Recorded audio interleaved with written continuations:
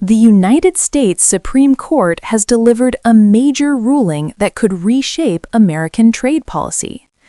In a landmark decision, the Supreme Court of the United States struck down most of former President Donald Trump's sweeping tariffs, ruling that he exceeded his constitutional authority when imposing them.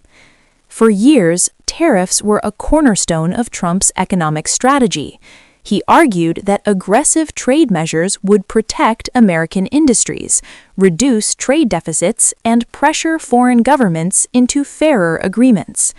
To justify many of these tariffs, his administration relied on the International Emergency Economic Powers Act, a law designed to give the president authority during national emergencies. But the court disagreed with how that power was used. In a decisive ruling, the justices concluded that the Constitution gives Congress, not the President, the power to impose taxes and tariffs. While the President does have certain emergency authorities, the court determined that the law in question did not grant unlimited power to reshape global trade policy without congressional approval. This means that most of the broad, countrywide tariffs introduced under emergency authority are now invalid. However, not all tariffs are gone. Some sector-specific tariffs, such as those on steel and aluminum imposed under different trade laws, remain in place. The ruling specifically targets the tariffs that relied on emergency economic powers.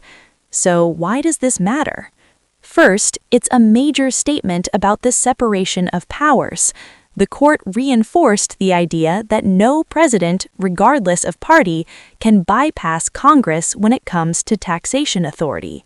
Second, the economic impact could be significant. Businesses that paid billions in tariffs may now seek refunds. Importers could see reduced costs, and global markets are closely watching for signs of stability in U.S. trade policy. Internationally, this decision may ease tensions with key trading partners who had been affected by the sweeping duties. Countries that faced steep tariffs could now see improved trade conditions with the United States. As for Trump's response, he has criticized the ruling and signaled that alternative legal avenues could be explored to maintain strong trade pressure. This suggests that while the court has limited one pathway, the broader debate over American trade policy is far from over. In the end, this ruling isn't just about tariffs. It's about presidential power, constitutional limits, and who ultimately controls America's economic direction.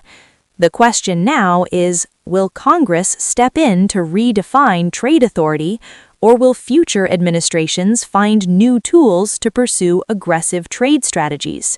One thing is certain, this decision will shape U.S. economic policy for years to come.